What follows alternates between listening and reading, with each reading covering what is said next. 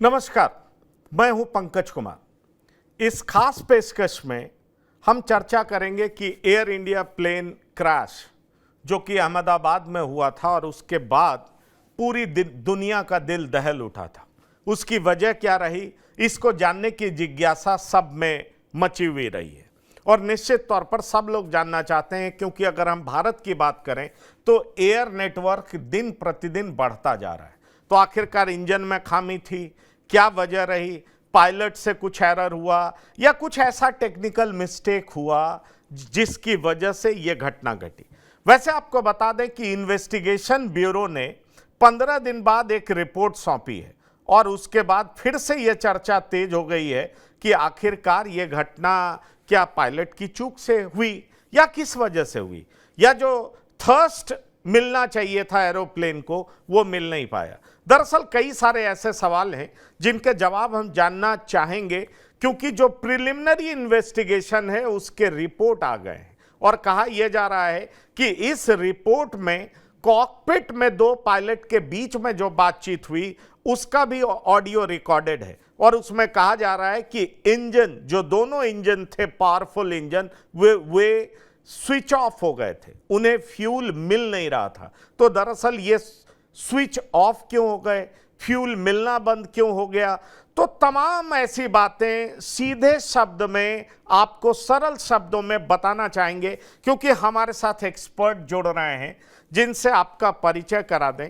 हमारे साथ air commodore, जी हाँ, डॉक्टर एएस बहल साहब हैं। आपका बहुत स्वागत है बहल साहब। सीधा सा सवाल है, आपने रिपोर्ट भी देखा, इन्वेस्टिगेशन ब्यूरो का रिपोर्ट अब सबके सामने है और उसके बाद से चर्चा बहुत तेजी से फैल गई है कि आखिरकार प्लेन क्रैश के लिए जिम्मेदार है तो है कौन, क्या टेक्निकल फेलियर था, क्या मिस्टेक थी, पायलट दूसरे से क्यों पूछ रहे हैं कि क्या तुमने इंजन में जो फ्यूल आता है उसको क्या तुमने स्विच ऑफ किया था। तो ये जो बातें आई हैं उसके बाद से बहुत तरह की भ्रामक बातें चल रही हैं। तो मैं वही आपसे पूछना चाहूंगा एयर कॉमोडोर साहब कि दरअसल जो प्रिलिमिनरी इन्वेस्टिगेशन है 15 दिन के बाद जो रिपोर्ट सौंपी गई है उसमें क्या कुछ है, जरा बताइए। पंकज जी, आपने बहुत अच्छा बोला। पहले तो ये बोला कि ये प्रिलिमिनरी रिपोर्ट है, यानी कि ये फुल एंड फाइनल रिपोर्ट नहीं है। जब वो आएगी तो असली कॉजेस के बारे में डिटेल से वो चर्चा कर पाएंगे, लेकिन साथ में कुछ पॉइंटर्स उन्होंने दिए हैं और पॉइंटर्स को हम डिस्कस करते हैं। ये एक नॉर्मल दिन था जो कि एक दिल्ली की फ्लाइट आई थी अहमदाबाद, और अहमदाबाद से वो गैटविक जा रही थी। इसके अंदर 242 पैसेंजर्स और क्रू थे और इसका वेट था 213 टन्स, 200 ऑल अप वेट था और 54,000 के करीब इसमें फ्यूल था, 54,000 किलो। सोचिए, फुली लोडेड अप एयरक्राफ्ट था। इसका आगे रेलेवेंस आएगा जब मैं आपके साथ डिस्कस करता हूँ। पायलट्स आए, टाइम पे आए, उनका ब्रेथ एनालाइजर टेस्ट हुआ, इसका मतलब उनके अंदर कोई भी अल्कोहल कंटेंट ज्यादा नहीं मिला, ये भी रेलेवेंट है। तीसरी चीज है कि पायलट समय पे कॉकपिट के अंदर चले गए, कोई जल्दबाजी नहीं थी। उन्होंने सारे चेक्स किए, स्टार्टअप किया, रनवे तक गए, उन्होंने परमिशन ली, टेक ऑफ की, उसके 4 सेकंड के बाद उन्होंने रोल शुरू कर दिया, यानी कि सब कुछ अब तक ठीक ठाक था। और सबसे पहले एक V1 स्पीड होती है, वो है 153 नॉट पे। एयरक्राफ्ट ने नॉर्मल एक्सेलरेशन की जैसे उसको करनी चाहिए इस वेट के साथ, तभी वो लोड की हम बात कर रहे थे, और V1 स्पीड जो 153 नॉट है वहां पे पहुंच गया बड़े आराम से। तो ये जो V1 स्पीड है 153 नॉट, इसका मतलब होता है कि इसके आगे जहाज अबॉर्ट नहीं कर सकते हम, इसके आगे आपको टेक ऑफ ही करना पड़ेगा क्योंकि उतना रनवे अब अवेलेबल नहीं है। लेकिन ये नॉर्मल प्लेस पे ही हुआ V1 स्पीड। उसके बाद आई VR स्पीड जो कि 155 नॉट, 2 सेकंड के बाद। उसका क्या मतलब है? V rotation. रोटेशन का मतलब होता है आपने नोज को ऊपर कर दिया ताकि जहाज जब है जैसे ही और स्पीड पकड़ता है तो वो ऊपर उठ जाए, फ्लाइंग करने लग जाए। और फिर लिफ्ट ऑफ स्पीड। अब लिफ्ट ऑफ स्पीड भी बिल्कुल सही आई, वो आई 4 सेकंड के बाद, यानी कि आपकी 56 सेकंड, फिर 58 सेकंड, फिर 102 सेकंड रोल करने के बाद, ये सब कुछ एकदम नॉर्मल। और इसके बाद स्पीड बढ़ती रही, 180 नॉट आई और 3 सेकंड। तो उसकी उस स्पीड की जो 1 मिनट 5 सेकंड के बाद आई, जिसका मतलब ये था की स्पीड अभी तक नॉर्मली अपने तरीके से बढ़ रही है, इसमें कोई प्रॉब्लम नहीं आ रही है। तो ये सब कुछ अभी तक ठीक था। इसके बाद दोनों इंजन फ्लेम आउट हो जाते हैं।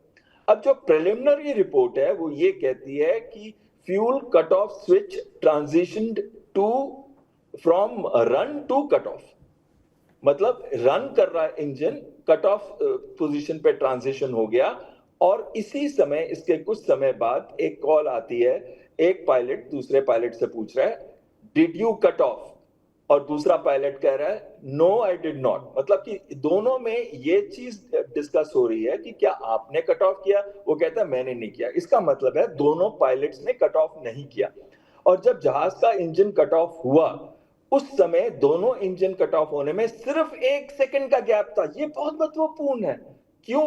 क्योंकि अगर पायलट गलती से या फिर जानबूझकर इस इंजन कट ऑफ स्विच को ऑपरेट करते हैं, और मैं आपको इस स्विच के बारे में बाद में बताऊंगा कि इसका महत्व क्या है और इसको ऑपरेट करने के लिए क्या क्या करना पड़ता है, क्या ये ऑटोमेटिकली कट ऑफ हो सकता है। तो ऐसी बातें अब आ रही हैं सुनने में, तो उसकी बात मैं बाद में करूंगा।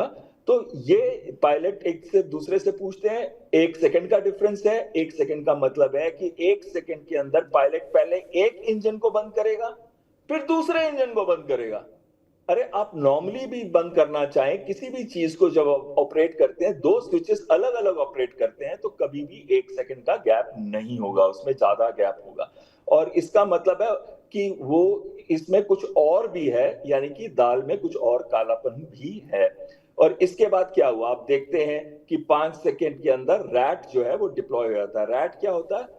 रैट होता है रैम एयर टरबाइन, यानी कि जब दोनों इंजन फेल हो जाते हैं तो ये टरबाइन काम करती है ताकि आपके क्रिटिकल इंस्ट्रूमेंट्स को इलेक्ट्रिकल सप्लाई मिल सके, और आपके हाइड्रोलिक सिस्टम जो आपके कंट्रोल्स हैं जो जहाज को लेफ्ट राइट ऊपर नीचे ले जाते हैं उनको ऑपरेट कर सके, ताकि आप एक नॉर्मल लैंडिंग कर सकें। अगर कहीं पे ओपन फील्ड हो, इमरजेंसी लैंडिंग, नॉर्मल लैंडिंग तो नहीं कहूंगा, इमरजेंसी लैंडिंग आप कर सकें। तो इसका ये मतलब हो गया कि ये रैट सिस्टम तभी ऑपरेशनल होता है अगर दोनों इंजन इसके जो है फ्लेम्ड आउट है या काम नहीं कर रहे हैं। दूसरा, ऑक्सिलरी पावर यूनिट भी ऑन हो जाती है, वो भी इलेक्ट्रिकल सप्लाई देती है क्रूशियल इंस्ट्रूमेंट्स को, और केबन को लाइट देती है। तो इसका मतलब ये क्लियर हो गया कि दोनों इंजन जो है वो फ्लेम आउट हो गए। लेकिन इसके बाद ऐसा लगता है कि पायलट्स ने रीलाइट करने की कोशिश की, क्योंकि उन्होंने फ्यूल कट ऑफ स्विच को ऑफ किया और फिर ऑन किया। ये कट ऑफ को ऑन जब आप करते हैं और रन पोजीशन पे लेके आते हैं तो उसके बाद रीलाइट, यानी कि दोबारा से इंजन को स्टार्ट करने की प्रक्रिया शुरू हो जाती है। इसके बाद इंजन, लेफ्ट इंजन जो है, जो नंबर 1 इंजन है, उसने स्टार्टअप का प्रोसेस शुरू कर दिया और रीलाइट हो गया, और डिसेलरेशन से एक्सेलरेशन आ गई, कोर्स स्पीड यहां पे इस इंजन की। लेकिन दूसरा इंजन ऑटोमेटिकली 4-5 बार या उससे भी ऊपर उसने कोशिश की रीलाइट होने की, लेकिन वो रीलाइट नहीं हो पाया और कंटिन्यूअसली डिसेलरेशन कोर्स स्पीड पे उसका था। हाइट कम थी, इसकी वजह से जो जहाज है वो क्रैश कर गया। आगे पहले पेड़ के साथ लगा, फिर उसके बाद बिल्डिंग पे जाके टेल गिरी, और उसके बाद ये क्रैश कर गया। आगे जो ओपन ग्राउंड था जो आपकी पिक्चर्स में अब उससे पहले दिखा रहे थे।